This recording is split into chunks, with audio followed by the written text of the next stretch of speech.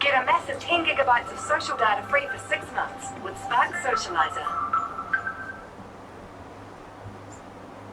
Get a massive 10 gigabytes of social data free for 6 months with Spark Socializer. Yes, I'm God, blessed Lord. So here I am, shouting out, keep my praise on. Victory in Christ, Christ, I keep on pressing on. Can't lean on the mic, giving the praise on. Children of Israel, you got to survive. Children of Israel, you got to stay in line. Survival is the game, and we're still the same in creation, even among nations. None shall escape that judgment. Those persecutors of Israel, right from the throne of Zion to the rivers of Babylon. I walk the valley of darkness, and I will fear no evil. The hotter, the better, the sweeter, the victory. I lift my praise, I lift my praise on. The hotter, the better, the sweeter, the victory. I lift my praise, I lift my praise on. Can't lean on the mic, giving the praise on. Children of Israel, we've got to come together. Children of Israel, let's try to make it better. Sorrows are a joy to make a brighter tomorrow in creation. Can't walk the streets of division. None shall escape that judgment. Those persecutors of Israel, right from the throne of Zion to the rivers of Babylon. I walk the valley of darkness, and I will fear no evil. The hotter, the better, the sweeter, the victory. Reggae manja, The hotter, the better, the sweeter, the victory. shout your praise, y'all. Here we go now. Yes, my Lord, yes, I made my decision. Take my heart and reveal your true vision. He's my life and all that I give. I worship and praise you as long as I live down. I need to find your love, find it at home. Shine your light, Lord, I never feel alone. Jesus, my Lord, let me seek your face. You show me love and mercy and grace. Fana wa Israelu, say to lie my. Fana wa Israelu, say to amai. Ba ilaw alaban, sa siyong tangatay may letua. Olawa to alaban. Everybody shout.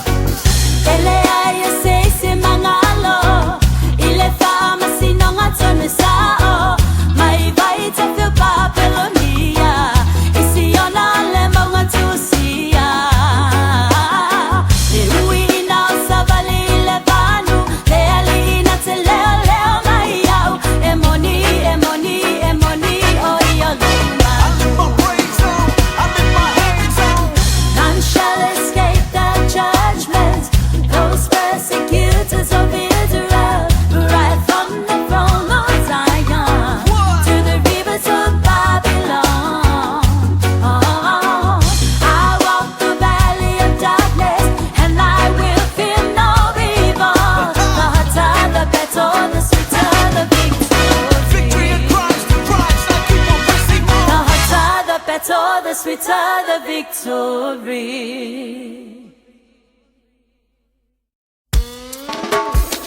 Yes, I'm God.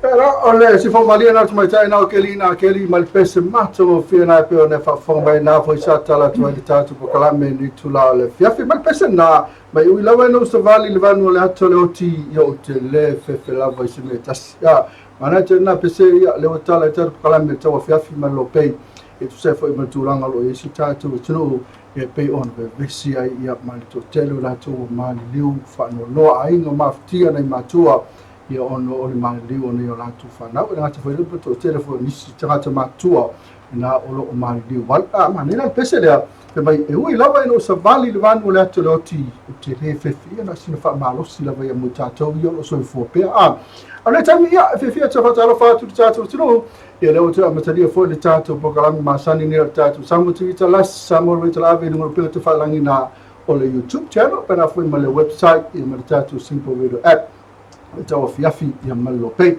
o te mene ia kausia ia o manuia o mai le tātou atunu i le lofo le tupo o whea lawa mea nei te mafuta mai whatalofa oi ia ale teles whatalofa ia ono le fefe foi ono tūlanga foi i connecting foi i connection foi i tātou atunu ia ma langi ato internet ia o po tūlanga na i fefe foi lili manao ai foi li whawe hawe ta pokalame ia ma e whafonga mai i ni pokalame usau nia le tātou TAUAFIAFI ma LOABAY au nei tam ia fifi whatalofa atu te matai o lili ia masalo le a fonga ina atu lawa te matai o lili ia lona suafa atoa ia molona soifanga foi ia pau ala tala ia o ia whaina te mafuta mai te matai o lili e leo si tamaitai whatua a whaingaruenga tu engaruenga nei o le media ia i rungo le tio ia pera from TV o si tamaitai o leva foi nanga lue lo tātou o tunu o Samoa ia le wano whau tamaitai o lili i tūtulanga tamaitai o Fresh Mari ia o le mwhai ona awai mai i ono tūlanga foi ia o le tūlanga foi o le malfia o te menei i whiwa tala whātu lili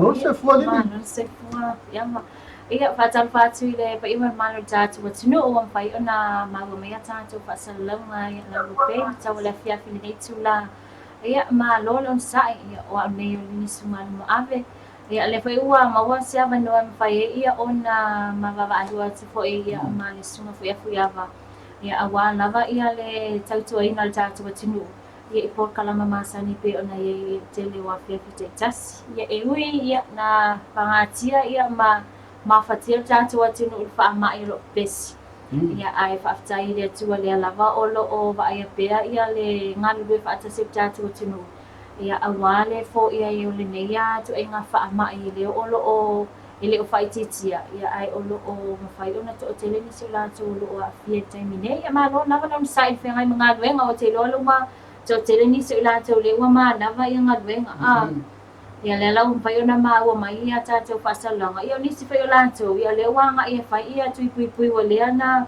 tātou wa ai ele vaenga le olo o whai ia tui pui pui le tātou wa vaenga le Red Cross ia i nei tuna i mato ia sao le ia te matea lili ia mo silfia le tātou atunu ia este me ona tātou atu le tātou talo tau i la tulanga i tātou talo tau le tātou atunu o Samoa mantua tātou pokalame lo whai atu temi nei o lo live sao tula vai nei whala niu ino whanga tama au lei matene au lei ia ma awala male penepe ia e sao le te matea o lili o le ana mapasi mai nei ia ina le tātou ina tona i mato i me le whai e meo o le malaka polo o lau ka makua whaatumulia o te le loa a whai te masana lili a whai mo whawhau whai tātou tunu o mafuta mai a whai te whawhua tau le whai sau tui pui pui masana e tau ana o le aso atoa lau o sutai au ili malmala pata tali te me te tala i ofisa e wa sao lei wa tulanga re o sa mo whau te la te whai sau tui o wa o sa tangu a wha mo bua ta maiti o waki haki ri mga o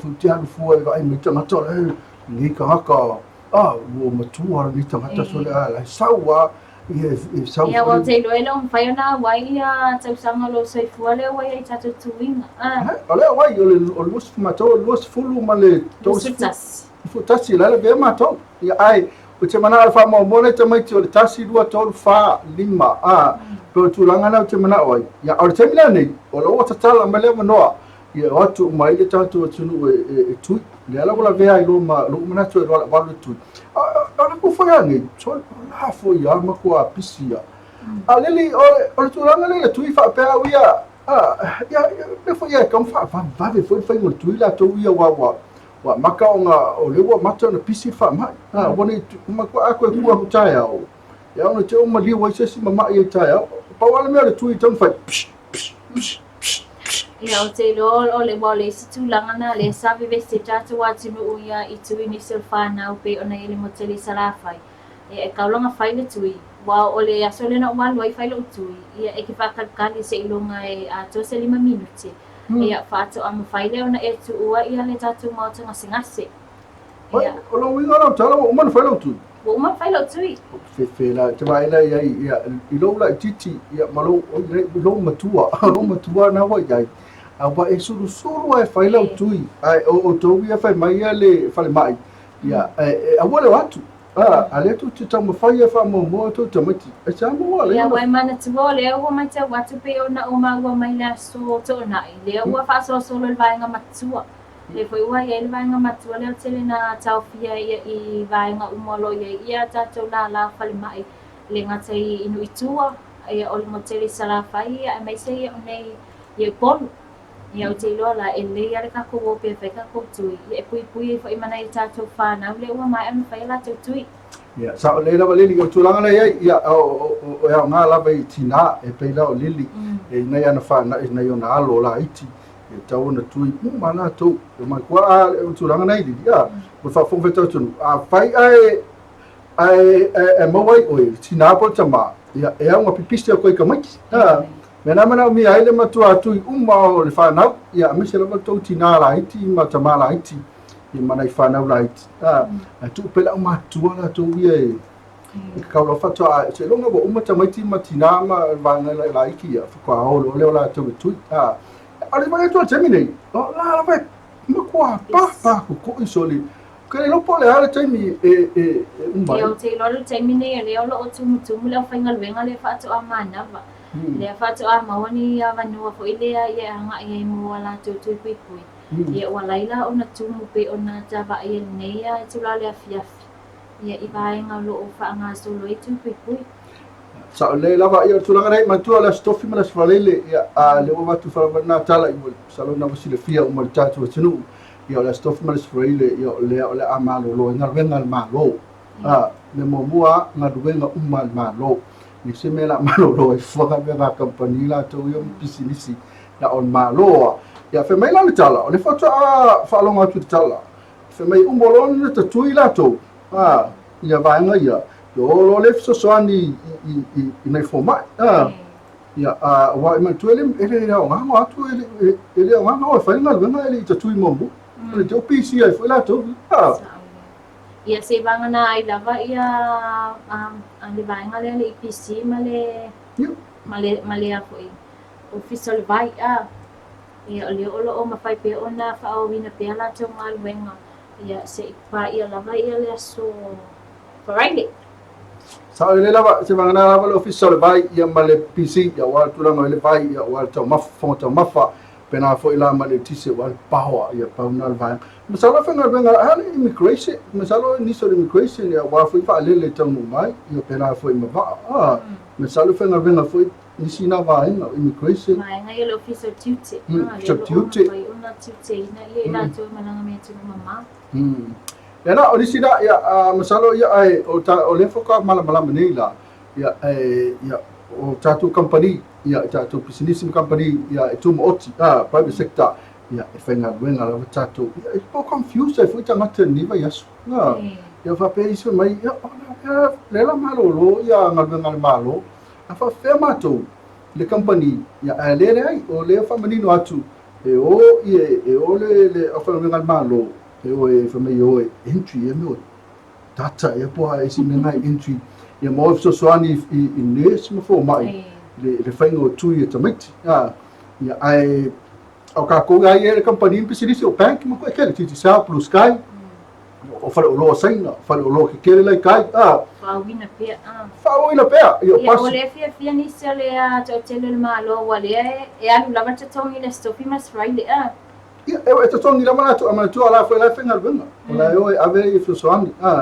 o ke ro ia mutu la whenga wenga malo o ko sko ke ia ma sawa la whenga o fia ma vave foi le tulanga I tatu tu le stofi mas raile yo no le la tau fia manga wenga al malo I sawa la disrupt ako I mea ma tu ni se fe fanga I mea kau immigration I mea tau nupi fa yo mea se nupi fa se private sector pole malo Malo yo mea malawana la fa le tonu mai tanga o te mea la nei fa ia mo fa tuanga e watu tsar kame o le taimi la nei fa ia mo ale o te pawani aso lu stofi lo ka pon so vai te foi le tato freight blast fa marino atu ia na lo te poni fulu la stofi ia ai te puni las faile laso atoa tatu fai plus na fo tua tu lunga tatu main page ya a mai sela to na mai la tu fa ngodi mai sa mai un sila mai sa tu na la wa mai le fa silanga mai tatu fai plus ya le management pulenga e te puni la tu fai plus ile sulua ya ai fa to a te puni sulua la la stuff ya alwa to ala ile la vea to malas fraile te puni la so atoa ya la sto na ya ni malas sa ma sa ni te puni Lili, tatila i ole tātou malolonga, toi whatalo whātu sa whaingele mafuta mai e ia moe vā vai au, tā lofa Lili ma Mr. Ngango, malo le on sai, malo tau tua whawhatai na moe vā. Na moe vā le mafuta mai, e niso mafuta mai, a se whaisau tala Lili, ia ma tua le tau te pisi lawan misela, e masalo o se tina, o se tina. Ia, o lea lava. Ia saoala, le lava tu Vasilia tu oe, ia o te o mai fua ia la whai na i walo. Paula wala i kia le tau watu me ko kia. E a tonu whai au ngā wha whonga me tātou tunu. A mi sa tātou ni Samoa. Ia mana a inga whara malanga mai. O nea sa oe me ko kia mo sa oe secret. Na mafua ai o na le o le siama ne o misela. Ia ma mai ne sa whana. Ia, whaftai lava ia fi apa mo lea whafsila. Ia o tūlanga lava pei ona tuina mai le matanga luenga o soifua malolo ina. Lea lava lo mwhai on whaatindo. Ia pei o lea o lo mwhai ona tauafia ia tamaiti le fale. Whaafi le mule le fale. Ia whaitetele mwhai ona tu whaatasi ma whanau o lea o lo mwhai na afia. Ia ai meise ia o le whiawa i whai leo tamaiti no whaanga whaitele. Wa o le meta watu le tele ona whaanga whaitele le alo amata ona pepesi le whaamai. Ia ai le lava le whaafile mule ia o tamaiti til whale. Pei lava ia o mātou tamaiti. Ia ele o koe whiawa i lava taulanga. Po le a lava le whialo tamaiti til whailea ia i whaase e whailea le ka ue kako Samoa ko le playground. Ia e ono sa i lava se ilonga lava ia e mai atu le tūlanga le whaamai. Ia whaatu a whaia le o tūlanga ne. Ia pelo mafuanga na ia o leo lo osa ngale moi langa ia mātou whaitu. Ia pese whaama il misel. Ia marisi mea o na to o mas to ai ngā toa lawa whaitou tui. O lera taimina e sira fia lo la o mali misela i tātou tunu e a lo whalitui. Whaitu i o se whanau. Ia o te lope wa to awha ia tamiti wa mali liu taimina. Te mitonu lava nā lia sa ngā ia mātou wa tuinga. Ia o lea le i a maka ia ona te tele mai ia whaingal misela nā taim. Ia ai whaatai ia ina e tua lea o lo o mawhai ona saunga le mua ia ma puipuinga fo i ona i whanau i o lo o ia taimine. Ia ai whainga lava ia ina i nai mātua o lo o te loa whaangal ngā tāle nei ia whaalavilavi. Tau lewa mata noa marisi tina ia whamai ia tina lea. Ia o kero whai apuka le play minga pe avele a whai whaitio nei mātua. E whai mai ia wahanga lava ia ona mafua ona mariliu le telo tamaiti. Ia o le pefo i le amo kele ai o mātua. O isi a mātua e whengaruenga lava verso atua e ngalo ni tamaiti. O isi mātua e whengaruenga sa vai. Hei lava ele nei tamaiti e na mariliu i vai tele. O le talango whalonga e whai whengaruenga tina e sa vai whakasau alu wiki in. Masalo la ia tulanga nei wale isi va sa ana babe. Na babe va ai lo tina ia le aso mo o maua a makanga kau longa ave lo falma ia pita ia nei ia le so ako ia fo i mai o langa venga o sa va. Ia sa ua wale sa ma butuai ia na foi fa mau ni me lo tala na ele tato official so fo malo ina na fa me va tuai sta miti mo kuai. Ia whawhatai a Lili na ai lava ia matua se walo lai titi ala ia Lili o pulanga tonu ai a le tele na maliu. Ia, maenga ia le balu fitu masina. Tu masina, na ia le Ia wale e mata watu le aso sapa le so na ile pona nafi. Le sa ia le alwal tato le fitu masina le wama maunu na soifua. Ia. Ana sa le o te sanga na so walo le titi le te mine ya le o whaftai le tua o sa male mula o so walo dai mas me o fale tonu yo pena fo ista mai tina ia o te mine te fatalo fatu i le wangele mafuta mai mo va vai au talo falili i mista o pio mana la o tu langa le Pena fo ia tupu ese muli au maseli ma lo faafetai tele mo telefon ma togofia auā muli au maseili ia sawi maseili ma lo faafetai tele mo tatou tala ma togofia auā logologo puelii mo le mamalu o le atunuu alofa atu mo le lua vaaselua i lenei fiafi pesa rikat tupuse muli au Maseili from Melbourne. Ioane Fasevalu, faafetai mo le lua tautua ia alofa le atua ma tafi esea le ngā faamaʻi ma tio tatou tunu ka ple Samoa alofa atu mo lua faafetai le vasevaega i lo le obokome mai lili ia ae se mana watu le oe pe tau le leo fonga faia sina tau mamao foi le ia matou leu makaonga Matua. le ai wa matau na lo faina tana i loni o marka lei wa mata ele o matua Mo te tau fai sa vai ngā. lisi me le tau famatala tatu o le fionga le palmia so le fai aku so le fai tau mo launga nafi e pe ona live atu ia pe ngata foi lunga o TV le ai ma se maki o ka palmia e baku ale le ia fonga palmia au tatou le pe ama tatou fulu luas fulu fast food so le ale fai le makali lo se mea no tulanga nei we lo tatou palmia Samoa ese le ona fonga ia ona le tulanga lo ia masalo le soifu malo ina matua le ia a tamene ia le ni se fai sa fa e moi fora ka tulanga o ia oi le tulanga sai oi pe no e tata no tulanga le o le ale tulanga sai ia la ngal venga le kau ale tau fasala lau se fa e moi fora tatu tunu o mafuta wai le lava le motu le pa le fa se punga ko inga Mai lor po ai. ia o le dei o como testa como é que eu diria ia pele leila na fa Samoa ia le se Ia, faafetai lava. Ia o le tulanga o le lava o loo mawhai ona whauina tulanga nei o le ni tio whaasalau pe ona inisi ona ia le tio sa mawhai ona matou mafutai nā tau sanga ua mawai. Ia, nisi po i o tuatuang ia whaale ainga. Ia ona e tau lava ona whailau fo i mata whai o i lātou e tono le ainga wai leo ngā fo i leo e whai nisi ia mautulanga o le whaale tono tātou a inga lātou ia wai o ka kouia o le a inga lava leo loo mawhai ia ona ia to tele o tangata Samoa. Ia ai o le lava lo whauina lava tūlanga nā le ala whaftai o leo gato e maula manoa. Ia e toi whauina i foi ia nei vaenga foi ia pe ona ia whasalaunga ia matele foi ona i reporte mwhai ona au mai mo le na fosile fia tātou atunu le ngata i Samoa ne ia o atunu e mamau. Ia whatalo whatu le tamaita e whilawai.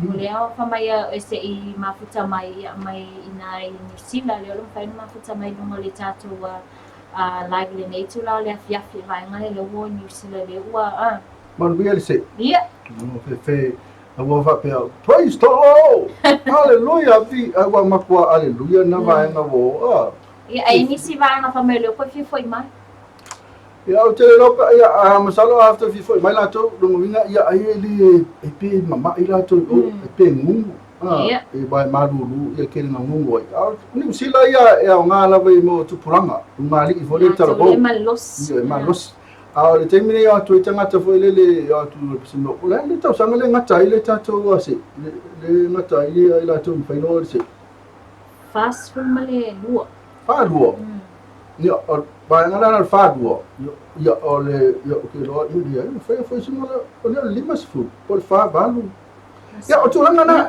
o vaenga na fast food tupu e pe wole a ngala tu New Zealand pi o atu la tu ia pi o ka fo lili makanga saule vai o la tu tino o tangata le tu siro lua se fulua anga i lunga le tol se fu mo kam foi le makua ma alma do sila tu la fo fie fenga benga ia ba pisi me fo ia tu ia fenga benga tango atu tu pe afe mon kupul vai asu ia ngai lo se lau vai asu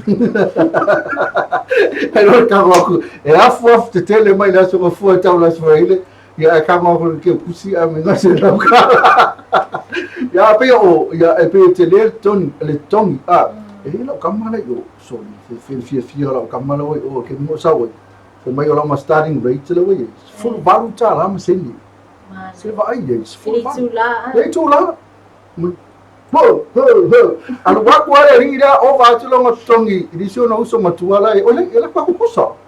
Ale vai ako le matua ole rira ole vai nga venga ela kwa longa uso lai kiki. Sala fika kwa ile school valja lana i ol pena ole sanga te liaso ya tato ga. Alai kula yo.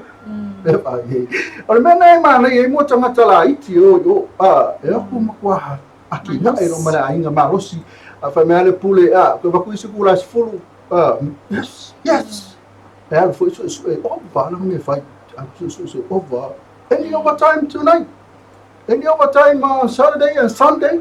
Good. Let's go. I'm going to start.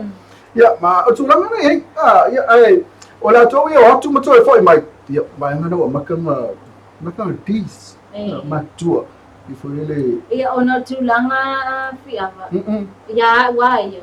Watu tele ni sio na ya tinama tamama tu alo faisina leva o mawi ya tunu mama lela wa faingal benga fana to fo imela to ine yes, that's right. To fo imene faisinga fanua fatal fale kama tune ya au maita maiti ya lewa ya lewa nga lewa to fo imaya tinama tamama tu isamune ya ngai na to ya wale to salmaros so like so my la to body kaya before my enjoy the life. Ya ayo final bima peta matila to ya pero na ifa malo sina ya to telo ta to la matua o le ko fio mai la to na wa maliwe ai o le ko fio fo mai pivo pe fule le a fo mai sa mo pivo isele e a pive vela o le bi ma fie fie e ma e ka ko fo mai sa mo sa le pe fule e mo le sino le fefe va pe le ama ta misela o le mi se me slato tala me le ama fo ma me sko inga ngai o fa ke le fia ru sa mo ke di kai mai so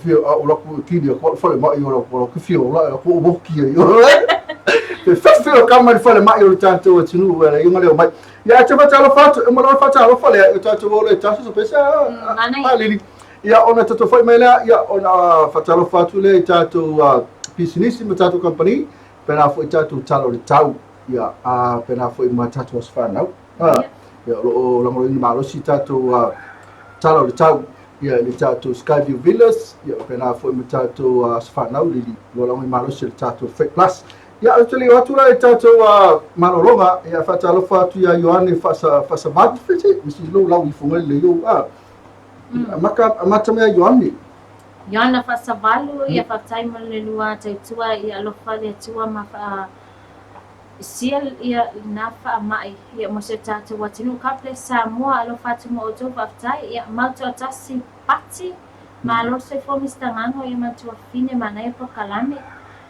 ia Cham Williams malo taitua alo fatu from New Lynn Auckland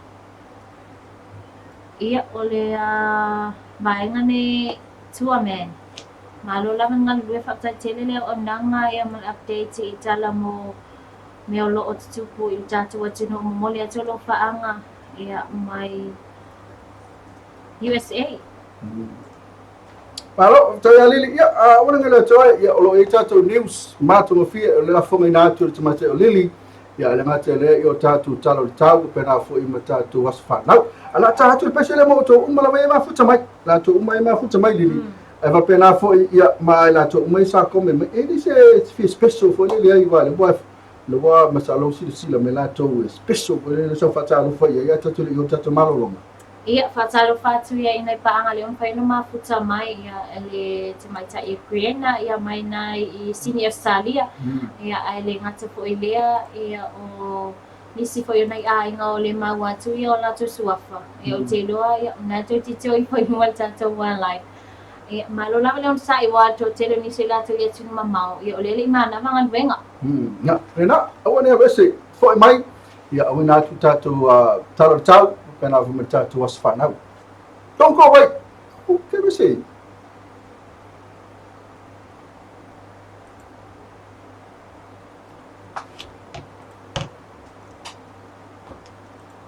Zealand, you can use NBS EasySend product to open an account with Aotearoa Credit Union or New Zealand Credit Union and remit funds to your family's NBS account here in Samoa within 30 minutes for just $8 New Zealand dollars. Your families here with their digital mobile can register with EasyBank and link their mobile wallet to their NBS account in order to check their balances and transfer funds electronically between the two mediums from anywhere here in Samoa. You can withdraw with any ATM and digital agent. If you're based out in Australia, you can use ClickX to remit funds to your family's digital mobile here in Samoa. Your families here then, with their digital mobile, can register with EasyBank and link their mobile wallet to their NBS account in order to check their balances and transfer funds electronically between the two mediums from anywhere here in Samoa. You can withdraw with the ATM and digital agent. Once again, if you're out in New Zealand, you can use EasySend through Aotearoa Credit Union, or if you're out in Australia, you can use ClickX to send remittances directly to a digital mobile.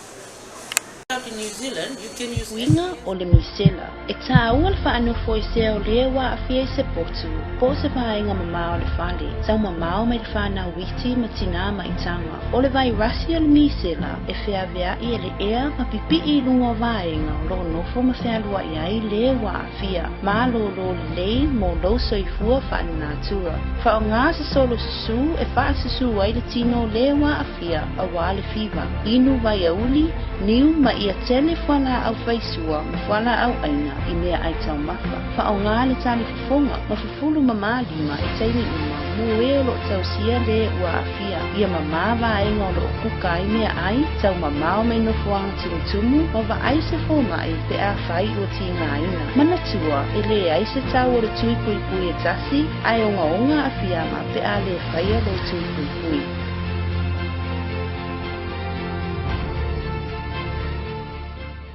Puipuinga o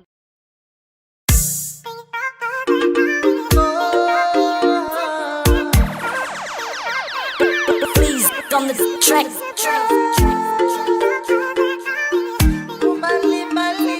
Sick with it.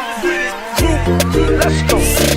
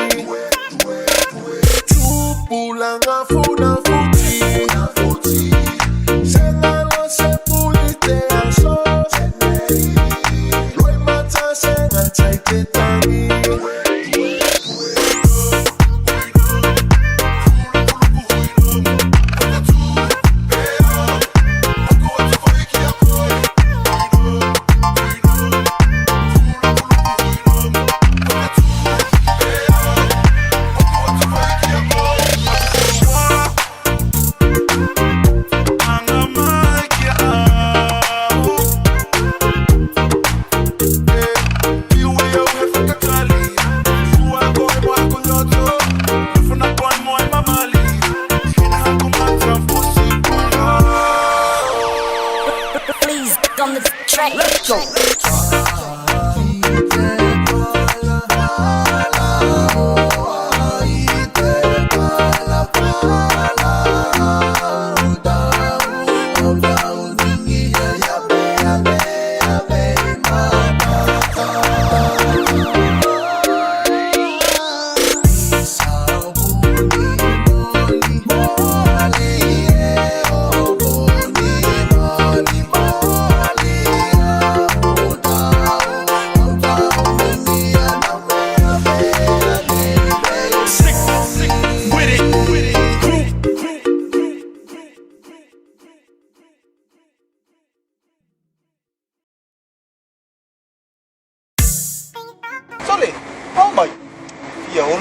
siong so Okay, sekejap. Kau ile official PC tak cek kau. Sole. Oh my. Ya, orang mori siong so Okay, sekejap. Kau ile official PC tak cek kau. Saya nak kau ni mesti kau ngefang ayo ngora kau sama. Ngefang fere pe ni kau. Ayo ngora lang pasal be. Lu mau kau laku extra kau ngefang lo fa. Kau ingat sao lo kau sih lo kau ilo official PC kau kau lo. Sa kau le. Ikaw yan naman 50 din yung gatas.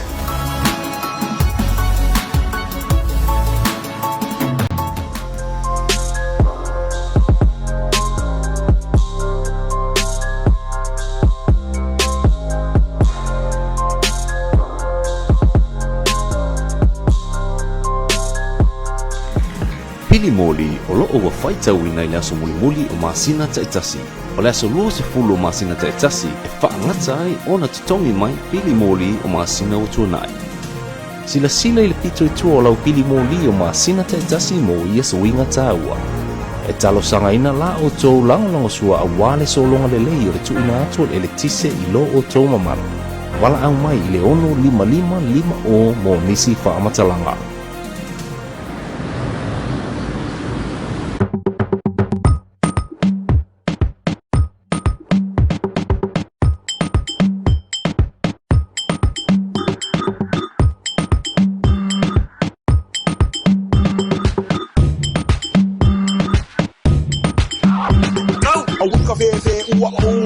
La se fa amole mole kuli seka si malulu wi amole alova mai vai di ma fa amole mole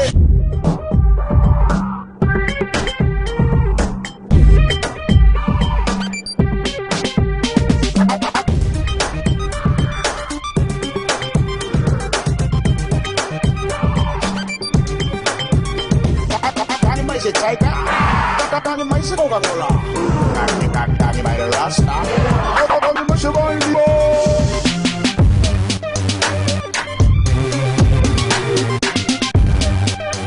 Sole. Oh my. Ya, orang mori. Na original tata business company pe ona fa fonga mai fe o vai atu vai lima ese bosso ese malofia e bella ro ele tata o tino Samoa e pe ona vai atu ai fainga vai lima mai tangi me vai lima tangi mais daika ia pe foi le tu langa lana tata o tino Samoa ese manongi ngi meu vai lima ia wa foi de bella ro ele tata o tino ia o tu ai nga masina nei le wa telina lumi vai lima Ai ale mai ta watu le ua mauti mai ia le aso malolo ia matata watu nu. Ia matau fia i fo ia le fatawina o ava malosi ia i le aso 2.5 aso mo Januari. Pe o asfia nei le olo um vai fa malosi mai tulanga na ia ina fa ititi ia le tele o le maua fa la la vitsupu. Ia ona o final o Na tonua ia matua mai tau mai le tatu a misa o tau ia alcoholic o tau ia tau mafa ava malosi ia tau ona mai tau le yaso na ni te we te fa le tonua ia ai we te latu fa lo ia ai le fing fa tau me sa vai lima tau la ona mai tau mai fa tai lava lili mo fa manatu me natu la so aso lusu lima ma la lusu wanu Ia no wenga taimine ia fai o night for wasa ua fai ngā pāti ia whakauna taimine fa putu fale. Ia whātau rol vai lima ia pe whātau se o la vele aso vai lele. Ai po on mei e manatua ki fo mi ia o tō pēr tō manatua nā mea. Ai o tūlanga e tina lili mana o tina ia o wani e manatua. Mai se lava le tina pe o aso fai ngā tā nei e whawhitau i le tama e tina. Me se foi ia matua i whanau foi lele i wau whanau foi este foi malosi nei tula ia ai o wani whamanatu i te whamanatu i le aso lea ia alua i whatau mai pere whanau ngalo na tonua pau lawa le mea ia ai whatau lo temine a whai rawa e mafuta ma te a reta no atu e mātou nei Samoa e wau tātou i o ia masaluna kirisimasi e whaasa i tau lako na whaatau lo temine ia e tuku i lalo nuenga i vai lima, na pusa vai lima ia e tuku i urkisimasi rea o Tosong phone. Phone le fa uma le tu ila na la vai lima ka fia ingo se vai lima se ta le o ta wani tu langa ne vai tu ile le fa sa langa ne vai lima sa on le so ola ki lo ka le ingo so le o ka fia ingo ko ya so le lo ti ya lo ka le Le na way lot. sa le ya o ta me ma lini ola tu ta ya mo se fia le ta tu Antoe uma tatu tau le la wina tu yo tu sa il le stato company pas business ya la tu che lango ina ma rosi tu mai tu of le tatu tau ya ma ku le mai tatu tau ya tu mai tu mai lu mana to lu mo tatu tau ma tu of ya la tu nga le ya ma la tu wa lufa ma la tu fa lo ma fa yo na va tu tatu tau al termine eles business le yo ya yo le la fai tau sa o tua tau eles company pas business o lo la ina ma tua ya la so ya lili esel mana ya le ta wa ai fa le ya ale si ora le fatai nei aso ele o bebela ma asa tele ya tulanga sa ele la ai mana el paolo ye fo fanga la timu im fa nga tu ilo vive si tato chali amana ye fo le tim le awoni timu ye mana ye vele de awoni su la to wolo na watu e tu ila to wa fa long fa me a tu tata ai timu spaka ta mo fa la tu e sa wa su spaka lo la ye le ma keke ya mo te fa popo tu fo la ye de disu la to ya ai like tu la ngai ni te su ses ata me la ta tu ta ya we no mai mo le tu fa ma lo mo fa ta tu official ta ina no ya mo le potu ta mo vai ngo Samoa fa mawina le official ta ile tu la suma tasi ile taiao aso lua tolo Tesema lua afe sumariva wingo le tau o au suos savili o le matapo anga ile tua roa o lo futia pe Samoa ai pe tai o se vaenga o pe au ma ea o lo ta oto i saute i sae mo poru vaenga mo le so aso lulu a stofi a falaile a stonai a sa aso mafua matu sifo falfa pia manono awa matimu e to ulu ba vaso ai niso taimi e ono feololo ni mafa a pupu fa pea na wila mafaitili ole ai na timu tai au ole ale lele tau bangana ai na timu le ato ulu ba vaso ai timu ole ato ulu ba vaso ai timu fa alo ina taape ole o ai na timu o sorry fe so le solo aku so le kunga na kalka ole o ia ina timu sa sauti sifo le pata sa fata sa si omo le fanga mo samai vaenga mo le so lulu stofia israele astonai sa somfua sa matu sa le longa sa le aula wa matimu to ulu va so ai inicio taimi e ono fe lolo mafa pupu fa pea na wila ma faitili ole ai na timu taiao ole ale lele tau bana ai na timu ole to uru va so mai timu ole to uru va so ai timu ma tu sifo avao sau fale alupo saute pa laudi lata ine yafu ole isi talo tau ole ama watu le tulai ono ile fiafi nei ono le fiafi nei la to mo tau ya tu lo nei ele sime pole le va tu ya ma nei la va tau ele ngata i polu savai pela foi manono ma polima mo le 25 tato official vai tau ina no ia mo tatu tau fa malo foi official mo tatu malo ma i tatu malo nei ia le official leo pela foi le utinimu le official le power pela foi official vai ia ma official ma o le tatu tulu wal malo pela foi company esse ia awata tu ino le tatu ia fatalo fa foi ile matanga le ngar so fo malo loina nei mai tai fo mai mali fo mai le no fata tai ngar le ngar tai mine ia le vesel tatu watu tum ia wai mai ta watu kele la tatu sa mo le tulanga fo ile ia ole faitio mai ole faitio ia vai ngai ia ingal le ngalo fatino ia lima mai tai fo mai ia fa tai malo lo sa ia te auto ia malo le tau watu no ia fai lava wa tele aso fo ia la mai ia malo on sa ia o tulanga lawan tatu watu no ia ti ngai ni si vai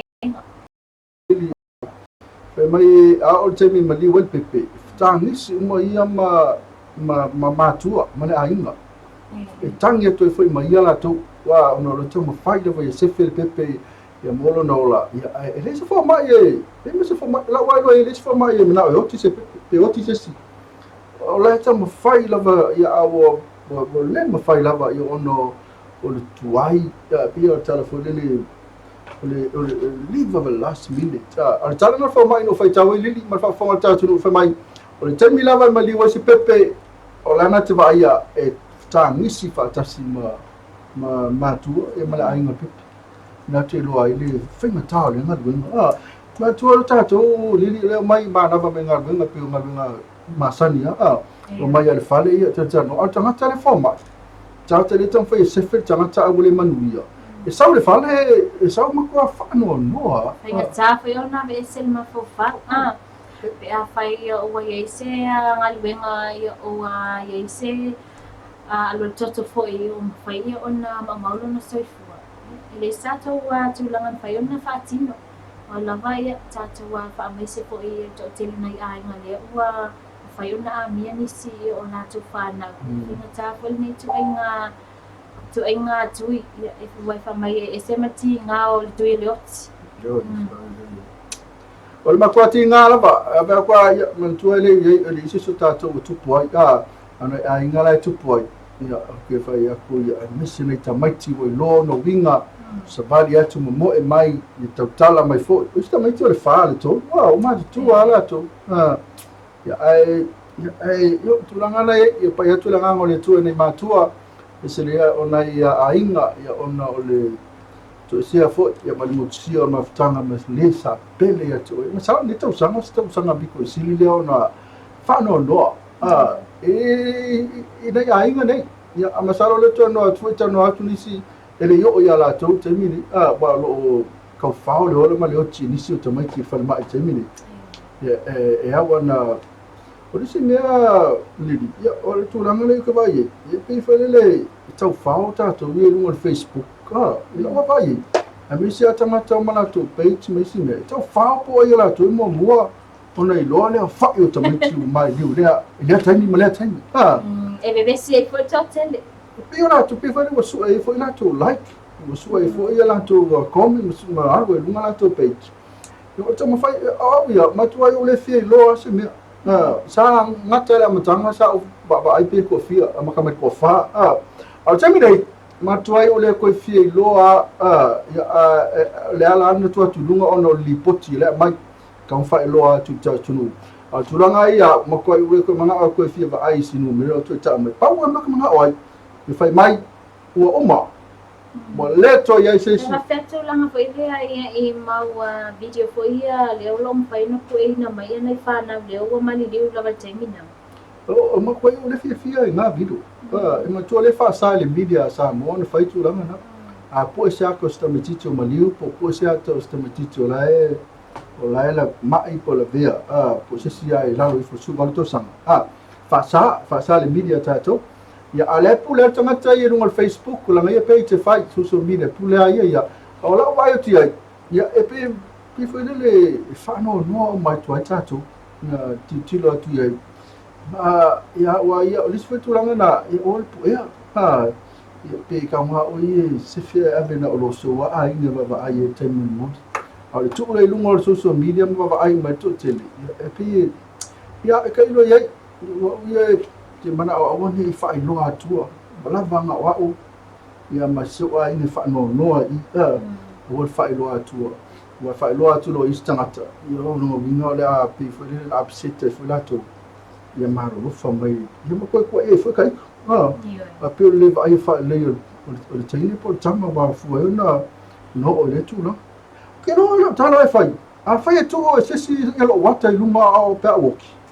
Okay, sa pa ko ai kana kale ma ko eu le ma ko eu a kense lava tangata e tula wata I lunga la ala I wai ta oto mai o papai sa na ko se so wata I lunga ala ku ka o ko mai ko pusoki ta sine mia ta sine tulanga le ua tele na fai e mai se lava tata watu nga o nga maliu lava I opai ponei ele va pe ta si lo minute ia walwi foi lunga Tu sai mo sai lo me lo tupu ia inga po ni sila to le wa mali di ngol Facebook ka me sila man to Facebook e po ole tato upenga failangi le o long fai no fa nga ina e vapi ia ai pe o stasina vai nga malesi tu langa fiava ole la verta vale e mo vile tangata le o ia ile fala vla fato a vile le o so ani mole a fala vla vile lo tupu ia o no winga ia o tasina tu langa e tau ona moli ai foi ia to tele ia ona e fai sina nga le tu inga vai Kama fai na vai ma tu o tong fai la via kering like ma kering views o ma video meu pena ia ai ma na ia lava ia le fai mo so soani ia foi ko ele lu mo la ia le ata foi le fai ele nga foi le po e você ato se si foi le la mu ma po se si foi le ka kia mai o la o ti mai po ia na le ta vale o la po la o mu va o mu ka pil ta va ia po na ia ele nga le fai o natu langa e una di vele ia o le mai foi le fa lo fo tangata no no e me tu longa pena a tama ia ta fa le o le ngata mai o le so le ngata mai a Jang Williams ia le tato o le tato fa mai so le luas fulu ka usanga ngi usila le ku lu mal fa lo a si kupe o le ongo fu ka usanga le ku le cho oi sa o le ia la a Jang this we le tu langa le fa ma dia mai a Jang fa mai o luas fu ta la luas fu ta usanga tangata la no no ma ai si a le ono se furu la alu e fenga venga sa o foi sa o le ia le se senga na I atu no I fa foi vai nga matsu ka ko nei sa moe limas fulu mantupulo tau sama fa mai lo wa le to yang singa venga boleh tu sama los aya o tal mo ta vai atu no mamau le aulu singa le o matu ayusu mai le mavea malulu ia ingal venga ni sila ia ma ni siwatu ia esel mana ia o ka ko samo ia ni mas mantu pulo fa mai o tau ona malulu ia o le ala no le singa na ina ia le experience o fai ngo masingi me pena ia ma voleva fo ngal venga le fai to na to ese manga venga ia mo fo malo si pa fa mai tino ia ma le uso la to o ta fa o o me fa na wa le to e ngal venga la matua ia ono le passe io pa mo pa wa va che al pasiga siga le a scava so le o pe se a pega lo fa ngo fi ma le swanga o tulanga na to tele tato matua io fa fu mo tele na supervisor la to I mapule fo I ia I va ia se vai nga o fai mo fia na o na tanu fo no ofisa fa tonu la ma la tire futa atu fai nga bena ia ai Facebook lo nei mo le fa maro di tato tunu o nga lo I fa fo atu ni Samoa ni sila Australia ia le to mai atu ele ia se mai se so na so fu le so am tu tato so fu ma tato as fa na na o la I malosi le tato fake plus ina faleata vai lo na sala tau lo le tato free plus na ya na wa vatu le lato so ke ba ya tu lato fasi silanga le na mai ya le sa mai lato fasi silanga pe mai lato fasi silanga so ke fai ka waku e tau mani no le tato tunu me so lato na lo lafo mai lato lo mai oi tunu I fafo ali ya fa tala fai fole ni sina lo mafuta mai so ke ia fatalo fatu ya le sunga ya Vince ia fai ona vai tu le long fai ona ia mai le tato live ia misi foi ia o Marietta Randy Fido le lo ia kilani ni sila ia se uso le lo fai ona mai tu mamau tu ngani ya Patrick pasia ia mari ainga malu la valen sai mai venga ia o la to foi lo ma fai ia ona fatisi mai ia ma futa mai pe tato wa tatual ne ala lo pe ia e pe ona ia tato por kalamba ia ma sila fie fo inisi mo lo tupu ia se tato wa tunu malo tala fatia kuma ka inga ia mai to tele tinga lo no lu ne so ato it's a mighty ia wala ki a ele o sur misela o ia la okay la to it's so ko le mo tupu se bo silo mai fo ile so fai mai le tato ia le usa mai le tato free plus mala to fasi silanga le sa wa e tia le wa mai ia e te pulia la to official la stofi ile sfulua ia te puni fa solo ato la ile aso falaile ele aso ato ala sfalaile na te puni ya se ora pule ka lo tu mai la tu fa silanga le ya pe ne a man toa a fa na te fa fonga mai e man via te lo so fu e la tu tamati man via tu as fa na ke ya ele tu le fi se fa no tu no la so fu e so ya te lo te mi se la tu ya na fa ona tama wa ya zau sanga ia ma la te waso soifua ia mani te leo te waso soifua e po aina volo whamanatu ia pe fia po tau sanga leo whakopor soifua ma leo la ia asanga whakopor pe ni se aso mani tau sanga stele ia awala wal fianga i mitiu te ia mawhaiva ia olo o ia i lene fo i tau sanga lua festival mariva ia ole a vaengana ia o te loa Fiava ia olo o tau sa ili per tātou a vaengana ia au mai mo me te ia tātou Paanga ia disi fo yo tātou ainga.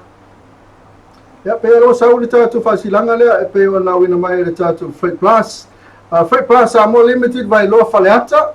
Ono ole wha mai leanga o le misela o le ata puni e le tātou ofisa o tu yaso mataimi o lo tāu i lalo. Aso tofi, aso lima, sutasi o suriva, aso lima o Tesema.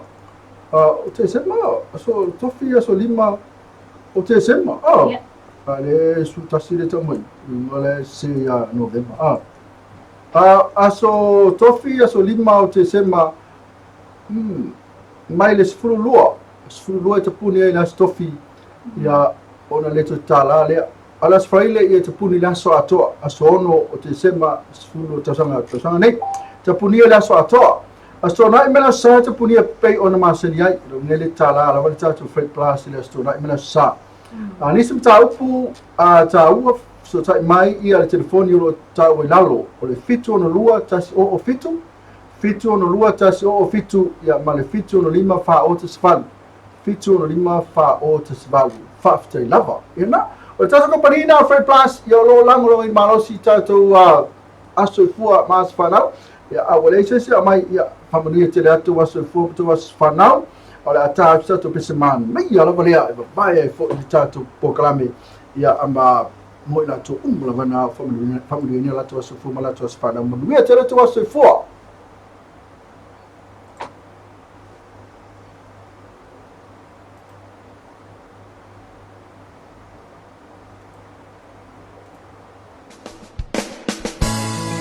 There's no other views like the Sky View Villas.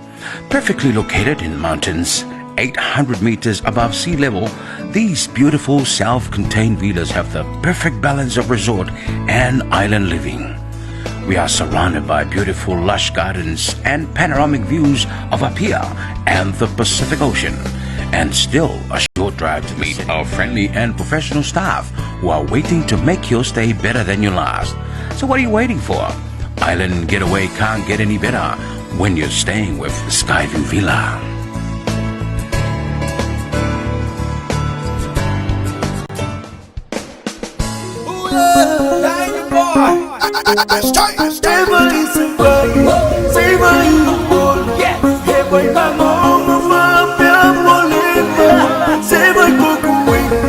Bank of Samoa, casi le loco, mule hoy la noche. Sema quoi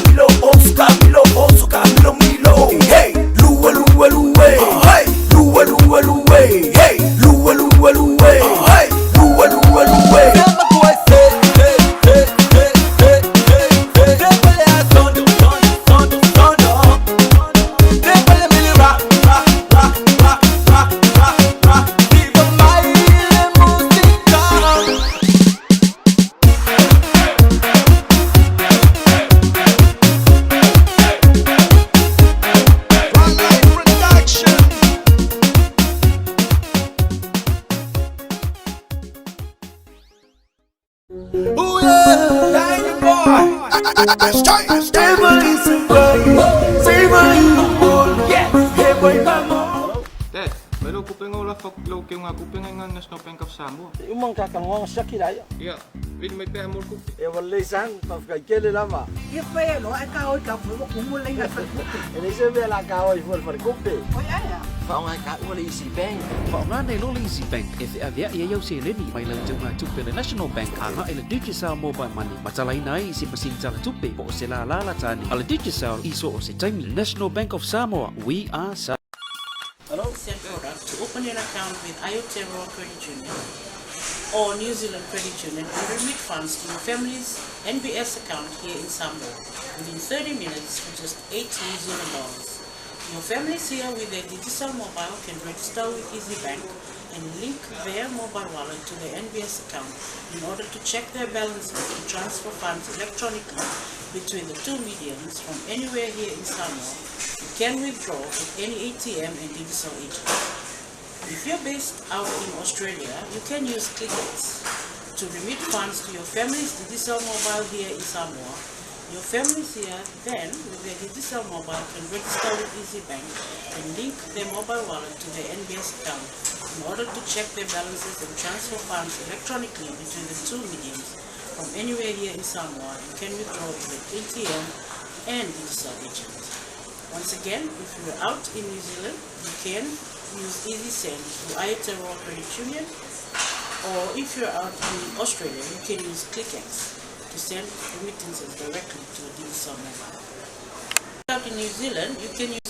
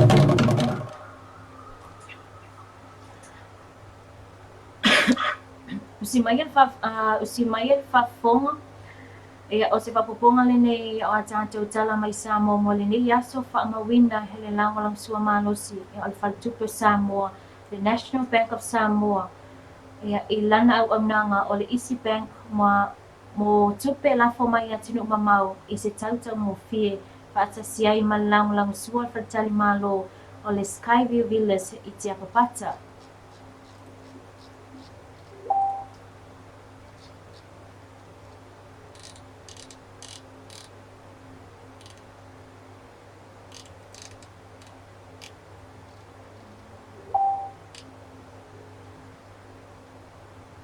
Tulanga wa iai le pipisi o le whaama e le misela ua whaamaunia mai e le whaamaumaunga ia le soifua maloloina e tolu afe valu se lau valu sifulu matasi ngase wa afia i aunga le misela e o mai i le aso lua sifulu ma le valu Novemba lua afe sifulu ma liva.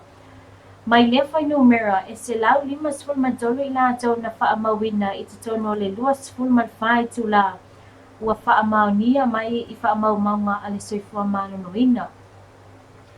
Ua afia i le misela o loo taufia i te tonu o mautanga ngase ese i te tonu o le atunu e awhia mai ai i le se lau whasifulu ma 5 o loo taufia i le whale mai. O te puata masese mea o le mato o tua, wha i pautasi, 2 sifulu i le whale mai i te whai tu malo i le moenga. Wha o loo i le whale mai e ma le tuatanu ma whili, ma le tasi i le whale mai i whale tu malo i sa taua. O le nei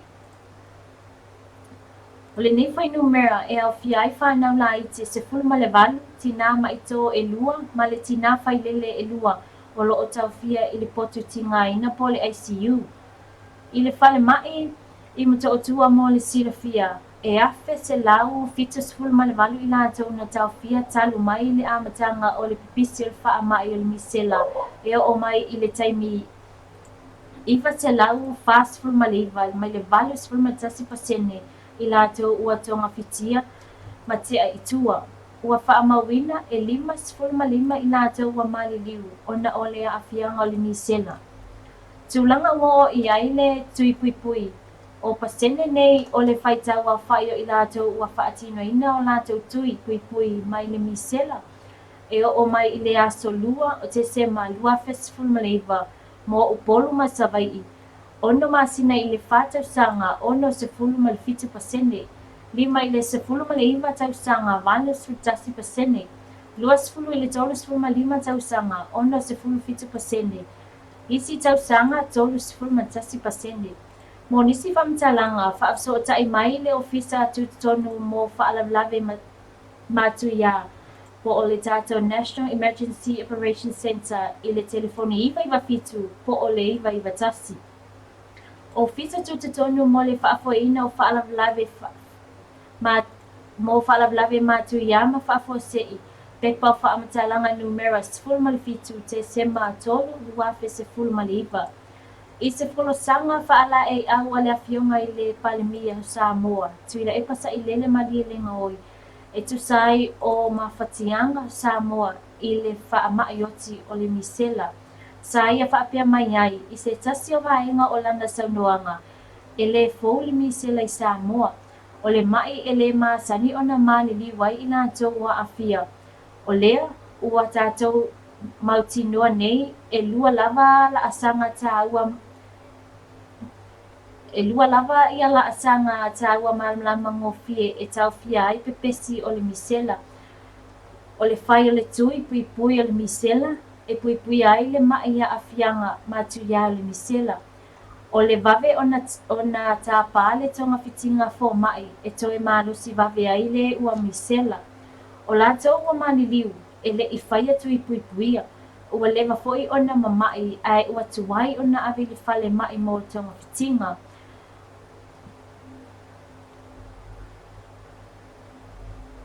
E au ai o na vave ave i le whale mai mō tonga fitinga e le mawhai e se fofo sa mua po o se vai kenken o na tape se wha mai misela ua filongia ma pneumonia. O le misela ua pipisi nei na awala mai i se tasi o mai e malanga mai i Samoa. E whapena fo i le wha mai o ti i le tausanga tasi lafe iwa se lau sefulu ma le valu na au mai fo i mai i New Zealand ai mamai lea mapepesi mamani li waile to otele o tangata Samoa.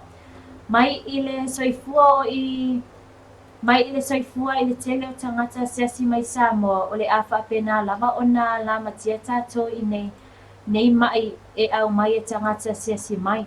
O le mafuanga o le nei, o le mafuanga le na e iai loa se isi e mai. O fia malanga mai i Samoa, tau fia loa ai lava ai e te tau ona iai ni tonga fitinga. E au ai ona whaawau ona tui pui pui uma tangata i se whainga e au fia ai tangata atunu atua. Le ole a tapunia o mga luenga i le malo i le aso tofi nei. Ni mo te sema ma le aso wharai le ono te sema ina ia whaawa noa uma le au whainga luenga le malo. Mo le wha moe moe le nei vanga na ai au nanga masani e pei o le vai le tise ma whaanga so loitu inga te tele ia inu i bolu ma le motele i sala whai. Le so ani i le whaapipisi hatili o le misela o le a fasala watu le polkalame atua ina ua mai ale tapinanga mo le lava sila fia i le au whainga luenga le malo. O le a whaatula fono fo i e lo tātou malo le tui pui pui e wha ama salomia ai le tui uma o whanaua o ngā matangata matutua ina ia matuata pe matua wha pe lipi ai le wha ama ile nei o le misela i le lumana i mai o le whonga ele o se tātou watino u. Tātou whitili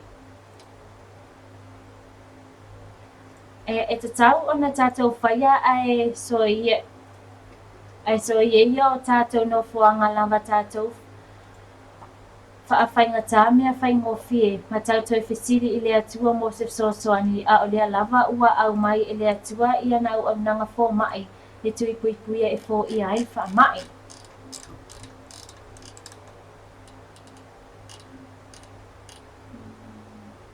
Pepa whamtalanga tului whapitoa i o mo sui whaisau whanga nupi wha Tesema luafe sifunu maliva.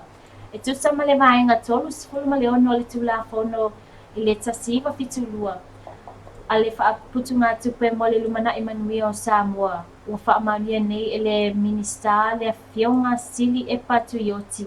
Le komiti whaatonu mo le pulenga le vave tutongi ina atu o se sosoani whaapitoa mo ana sui whaisau whanga ia Tesema luafe sifunu maliva. O le a sosoani whaapitoa o le a mawhai ona tutongi sa awai ia te ngā tustupe o le sui whaisau whanga o loo i whalitupe e a matatu i le aso ngā fua. Lua o Tesema luafe sifunu maliva. O le a mawhai ona sainia i a la tau whaamaunga i le ofisa umo le nupi whai pia. Mai tele masale lolonga e matua whaasaina se tamaititi o ofisa uma wata ua le nupi wha i aso mataimi o le a whaatino ina i le nei wha moe moe. O le a whaamuta ina le nei fuafuanga i le aso lua se fulmane wha Tesema luafe se fulmaliva. O le nei fisosoani ua whaonga ina i le pāleni o loo ia i le whaaputunga tupe le sui whaisau whanga mai i le aso mua moea o Iulai luafe se fulmaliva. Ma e anga waaina o sui whaisau whanga e le i tala ina i tuala tu sau whanga. Talu mai le aso e le whianga e o le tātou atunu i le nei vai tau ma le telolu i tau.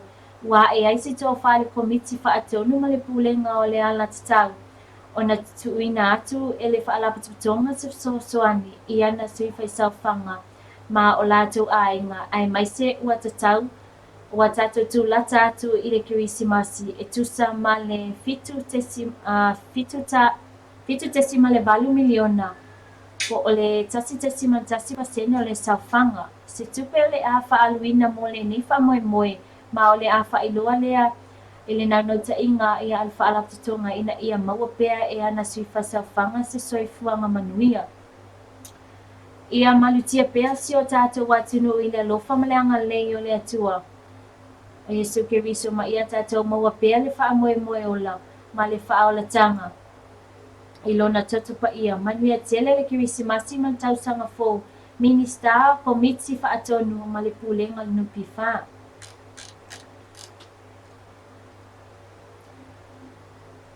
Ma o le nā se wha poponga o a tātou tala mai Samoa mo le nei aso toe whaamawina le langulangu sua malosi al whaltupu Samoa le National Bank of Samoa i lana au nanga o le isi bank mo tupe lafo mai atunu i mamau i se tautango fie.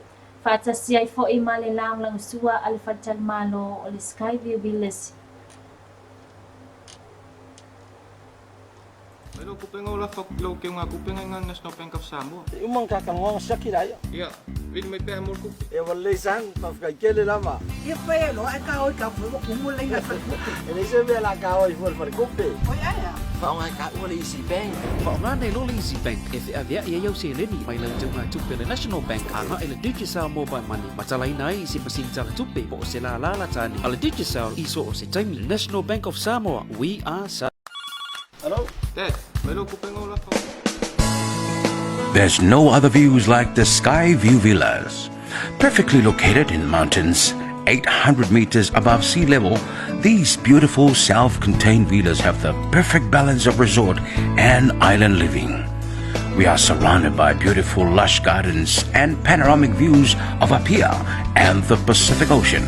And still a short drive to the city. Meet our friendly and professional staff who are waiting to make your stay better than your last. So what are you waiting for? Island getaway can't get any better when you're staying with Skyview Villa.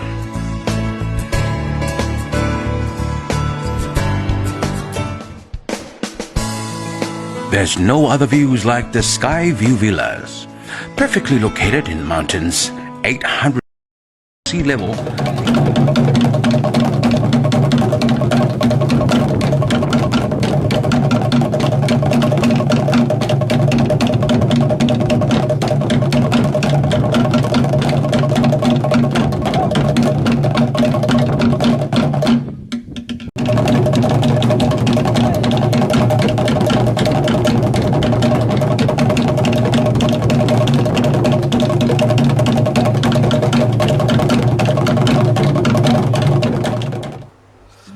Rasa whanga mai tātou news mātou whiana e peo na whangina atu e tumatai o Lily ia e peo na e whanga mai ia manatua whaina wina tātou news na ia ona o lang malosi mai le tātou National Bank na mesa lava le tātou card na ia e lafu mai lau tupe mai o fafo ia ona sa o lau tupe na titi sao ia whatu aru lo le lau account ia pala bank ina le tātou National Bank.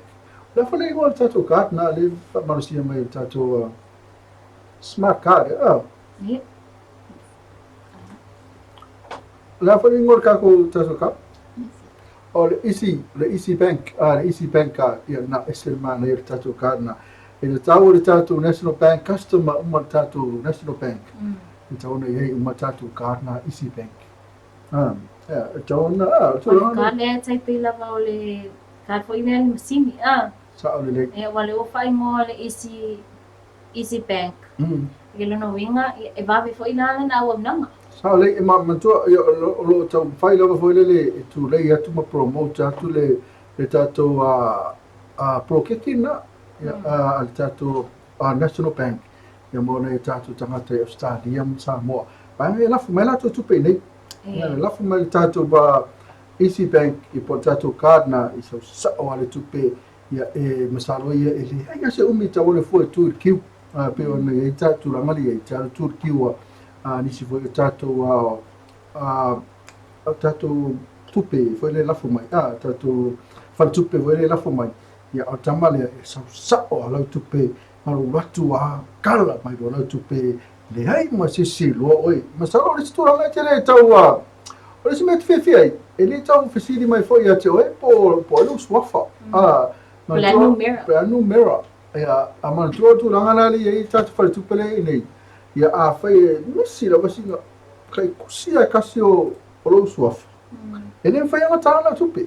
A fai e pingi mer kamalia.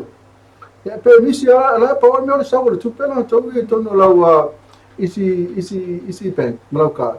Ia ele foi se me si de foi ia oi ia po ilo mo po ina mai ele tupe. Pe vaku so IT wala sam sa ora tu pe ia tu la wakat pe fa la fo mai o ia official o pe ia tatu o credit union na la fo mai o ia mai tatu click x la fo mai fa mai no online na ia pe o tatu credit union na cha ia o le la matua ta ma fa la fa ma lama to e fa matala atu tatu tu ia tatu o na tatu national pe ma ia oi Tau ia marita.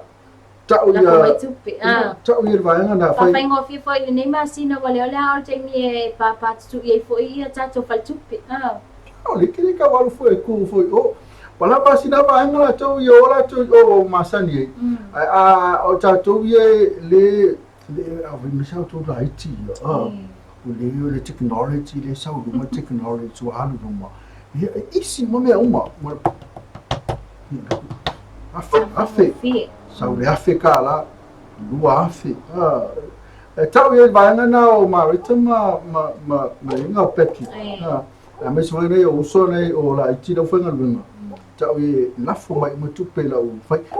Lafu mai na kupe la o fai la o ka ati le. Le isi bank. Ngai rangi a fai klik X na o le va tu tamati o le. Fatupe le pesifa mai. Pesifa mai. O le tatou ai kia konga le fai ia pe fai na ti mafuta mai. Ia ma tu fa fai mo firme uma e te mi le ko o inisi fa fo. No fuama fai ya mi pena. Bela fai ma tatu skavi villa. Lea o le tatu fatel malo skavi villas. Talo fatu et mai te many nested farm. Le pole le tatu skavi villa. Talo fatu fo le tatu for the 2 billion national bank ia mo launa rino tatu news. Ia o le o fa fonga mai ia o le ma ko FaceTime mai ia o meu FaceTime. Ele ia masalo tai ao ia ai le wako tatu news so ma ai la ko ia. So se mea mata ia e fa ingata lava e la kulole le. Ia lo ku afu le e ia fu ngai fa le tu. Tai ao la ma so atoni ia masalo ia la amatua e fa fonga lo le news. Mana ia o le la tampai tu tama tai o le ia tu fa si tatu news ia. Yo ono la o fa ngase sia tama tai fresh mar. Fa tara fa tia Johnny longo ia tu ti ma lo fionga mi tango ma lo so atau. O fair fresh mar ia le fisina fresh mar. Ai o manuia sis mari. Kalo fa me o manuia fresh mar. Alo fa tu mo lua proclame ma to fio so complex. Kene o fresh mar o lo talianga ma lo ni va so ato e mo sa fresh ni piece of fresh mar ia Tesema. Ia e de sino ia o le mo sa tu me tai le o. Ese mo e tan fa mo yo. No la se mo wa fresh. Tu nu se yo tai au yo mo le le ngoa. Oh, sweetie Lily or oh, beautiful Lily. Ya ole la ta o tai ao le sunga li Johnny. Ole la tan foi ese swafa foi tama tai o Lily. Ya pole Lily mai vanu. Tama tai o Lily. Se o tai ao ya foi ma fofa. Ole ta to news na ya la pa tuna tele la misel. Ia ole sole sa fa tai ai le aso fa pito mo ila to lo ia mana onga tu ma wol soi fu pole disability ia o le sola le lo o ia so fa pito mo ila to ia wale o toi fa ngo ina va enga yo le wale telling fa ngo ta to le nga na fa ngo fie ia ale wa fa la vale le ngo ia e fitawi le mo ila to o ila to e mana onga tu ma wol soi fu ia wale o koi fai ngoa inga vaila ia le vaenga le pe ona vala awe tatou ia o le fai pe a se itu lo le whafonga te atunu ia ale o mua vala au tutuli ia o le longo noa ia o le Paul vaai pe o nganana le ua mawhai ia ona fai ngoa ina ina tau nei ia le ua mawhai ona ia lo la tau aso whapito i le so ano ia ni le misi atu ia whatara whatua le sunga i ulai ngale ia ulai le vela kama i ulai ngale ya asa mentua tu lang le sai di sa fa ngo fo yo tanga mana onga fa to alwa ve se le ngona ya we ale wa fa nga ia ela to le ngona mana onga tu mau soi fu onga tu mau ia man tu ele fa pe ko la to ia we fa mai ia la to e pe ele longo ma dia fo ele la to wa fa fonga pe vala awa tu ia ya ngana fai ngofi pe yo na ta ua ya ole le si ole mu ta waso ya alewa so ta waso Paul va ai na ya ale Paul ole ngu longo no e na ave up fa lo na ya vai ole fai pe de mana ya ti e fai pe ya ale ku kulis tangata e o tala umana ti nga yo la tu lo mona he te la to feelings ya e te ofo e pe afa e te o tu langa na ala pidi ala le ngoro ave pidi Penatu mawat pi. Ia pena leo lo tu mau pe an pipili. O le sabat. Ya masalo ngona fa taila be Lily of the Valley. Boy, Lily of the Oi, Valley. le lo fai men vai na. Lily of the Valley. Lily of the Valley. Fe ngayo ni fa sa balu. Fe ngayo Lily of the Valley. Ya ngari ko sa Lily ta ya. Fe ga yo. Ya le su sa ili la sa ngo fa ngo tu me sa Lily. Ya masalo ya le mafuta tu me sa Lily of the Valley. Oh, pia mara, ya kamanga. If you fresh Murray, you fight for your valley. Na ya sa fakai lama. You ane fa samalu, ya mo fa soan me fo, you say mo fa mo to meta Lily of Valley. Ya masalo tulangana la ila so ta ya. Lin. Ya orisi ta to news ole nupi fa, ole fi so mena mo mo ta to nupi fa na wa fa so full ta to 1.6 million na le. Ele fai na o ia ito no le mai ngale mo le ele va foi na a mai foi ia isi sa fangale sa ia te lo ma fai na fa mani na ini se chacho wa tunu ia chacho chasi ma chasi pasene ia wa kaona ya le kia si o chacho no pi fa chasi ma chasi pe fi se va nga tu pe te ona ma wo mai si lo ga ki lo mo se no pi fa kwa ya le fa solo te la ta fa ia mai mo le 1.5 na ya ai masalo le o tu ya o to i le vana fa nga bringa foi Lily ma ta foi na ya polasi me ta no mo oi ole si tato la si news na sa ele ia le tato ole on misela ia wale ua 5 ia le fa ni mera le ua ia fa mama ia ale ngata ia ole mantua la tunu wala tofi ia o tato wa sona malolo ai nga malo mala sprayle ha tu famla tato stof mala sprayle ia me lava town fatino nei ia le so male aso ata auto pawa na waso a mesi ata to le mana mi official malo ia mesi mi official malanga inga ia miso tiute mo official mo pena to na silvia to pifa ia pena fo official malo le tau na e anga ia i le so e to mo le so ta au ia anga ia so da umana mea fai umana au le le stuff it puni e tato wa official umana malo pena fe manas fraile. Patalo fa tia Tammy tatu, mangi bukalame ne FF, tala Tammy. Ya amasala tala bukalame na fresh oide Lily of the Valley. Amasala tala bukalame na ne FF ya fa malu fo ya pe isfale tonu ya tulanga na na tatu ya fa ya nice. Pe upu wana tele tatu fa ya nice, fa ya mana ya.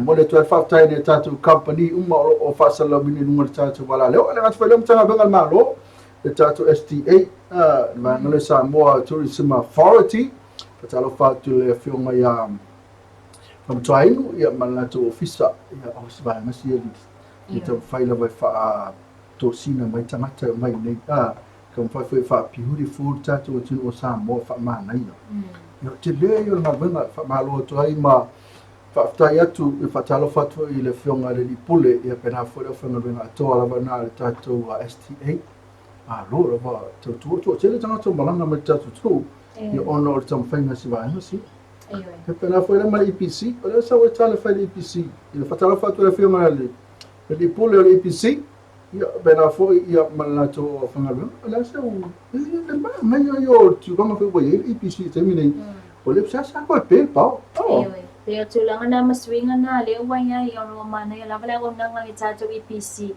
ya olo 5 wa if ni so na ya nga leo lo fanga solo la to survey fo fa ola la to mo lia mese la vai la to le fa to fa no fo ya fa man wa ina leo sa ya ina to lo fia ngai na lem ta fa loi alo ta fa to EPC matanga ngai la fa ngal wenga pe la stofim la sprayle tato EPC pena foi lá mal tato official vai fatalo fatu man lo fa ya ele fa le foi le tato ke fe la sevano fatalo fatu mai tai o Lucia ya na masa na te lo povo na wasi fi mai tone mato le tato fra inga sa lo este mo le to ya tato fra inga me sa ya ele foi mai la va i fa to i tone mato ma na se to le tato fa lo fo tato fra inga fo ina tone mato ya le tato company le vai lima pe on fasalawa tu tatu vai lima fa na tu fa fonga mai ile vai lima ina New Zealand na ro fa ta vai lima ia na alu sa o ia tangata na ile warehouse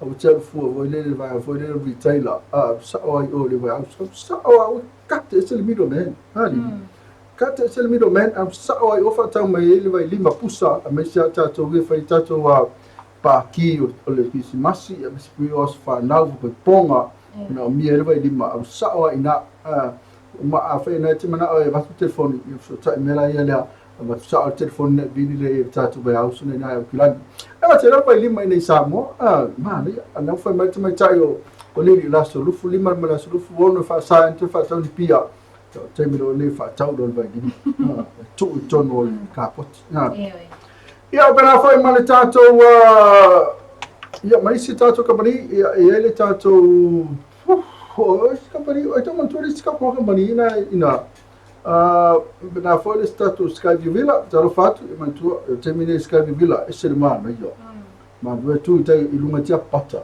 ya pela valentino silo le meale le saure pevolo le ave po o avo le ilunga ina eselma na yo malu po pe ya no silo ti ki vai po o mai ma le malu la to ya me sa te mel villa e ma tem fene le o sol misela te mina so sola itato yo man no fo mo banga a fai fo na ti ma futele ia o lunga ko le manga i tatu te well venue yo ina e pei la vola ta lata va o ile ri talo ina ma fai ina tatu ko ame fai ina tatu vi une va bi ponga os fa na ina te well venue e fa so tai mai ta mani na se fon ia po le tatu numero na lunga e pe na fa ta ndonga na mal pule e pe na fo e malato ofenga venga ko se mana yo potu pe mai mo villas eu fio mai ta ainda tu sfulu no pe a ko mai o i sila po stari america to na to no foi ma to no fo fata si fai a ko me ai yo mai kai yo aku o e fa le sumi po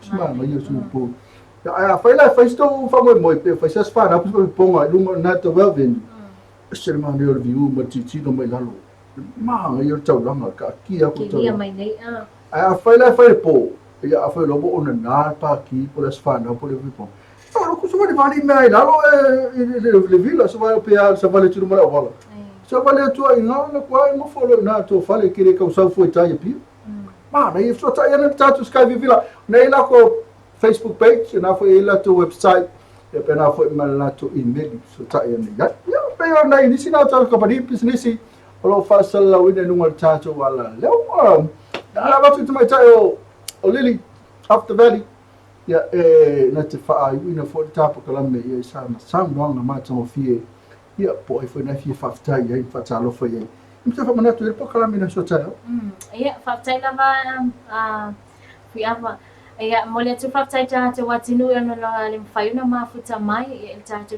tu ale la lo pe ta na fia file nei tu la fo ila solua ia asolona tolu nei le masina o Tesema lo festival maniva ia o te lo fo na ia o mafai ia ona mafuta mai ni se tele o mafuta manai ainga nai fana ia tulanga lava ina ia tato ngalu fa atasi ia mo le tulanga lo ia le pepesel fa mai misela se tato watunu ina ia tato tangia mai la pata inga le soifua manolo ina mo le tula o fatai ia ona ole mafai ona mafuta mai ia tato tua ia me se foi ia fa atalo fa malo atu nei ainga foi ia manai pa angalo fai na fa tsi mai tinu mama o fela se vai ngal kilo pele e mago mai tato wa fa salanga fa atalo fa tia ti oi ia fa atalo fa foi ia sungal fa so fai na ma futa mai ia me se foi ia matalena ia nei fuanga foi fa ali ainga lo ia nei tula le fiafi ainga i ni stila ia ma tinu mama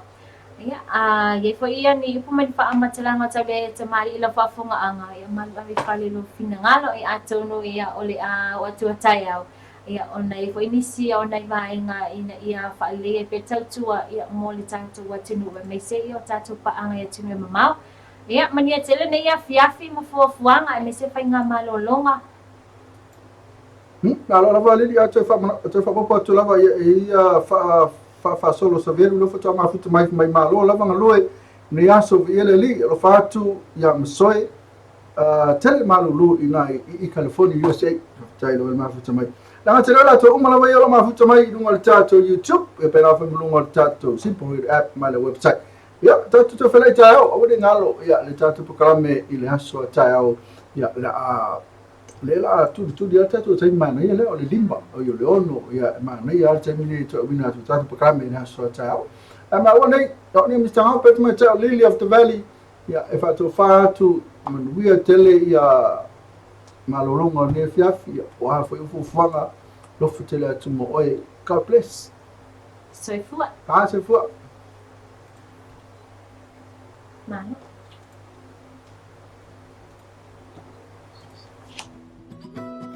Kids, go look for your mom. Samoa is a beautiful place, but we must remember that our beautiful island home is vulnerable to disasters, and emergencies can happen at any time. To help you plan, prepare, and protect, the Disaster Management Office has some tips to help keep your island safe.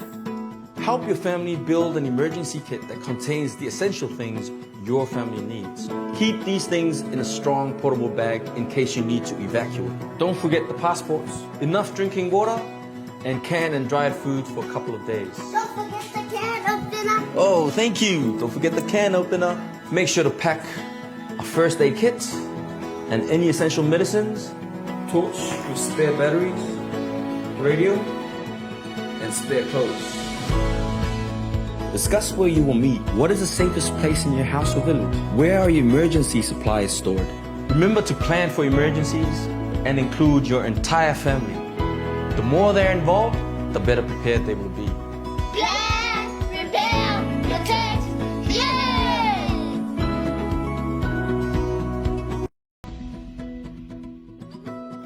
Kids, go look for your mom.